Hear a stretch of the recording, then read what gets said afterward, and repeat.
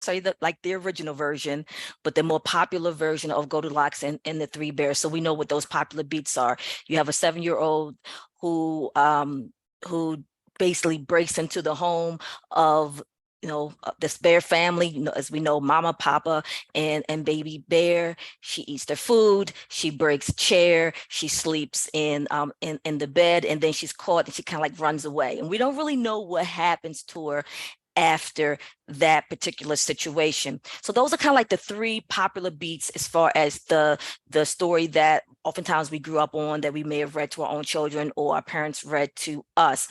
And so when I thought about engaging in this particular reimagining, the questions that arose in my mind was, under what circumstances would a 7-year-old kid break into someone's home and do everything that I just described? Now, we know that you have different types of kids, but by and large, most 7-year-olds do not naturally engage in that type of behavior. So I started thinking, well, what would be her motivation?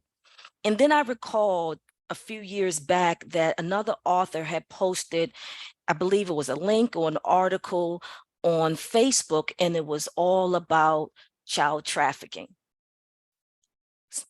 More specifically, it was about statistics involving young African-American girls who were victims of sex and child trafficking rings. And when you really pull back and look at the statistics and behind that, you find that Black girls are disproportionately represented among that population who are involved in that, who are victims of this sex trafficking and child trafficking. And it popped in my head, and I started doing research on it, and I said, that could potentially be a why. That you have a young person who's in a desperate situation, that she's hungry, that she's lost, she's reaching out, she's trying to find someone to help her. So instead of like breaking in, yes, she technically did that, but she's running away from a situation. Then I had to create, like, what would that situation look like, and who would be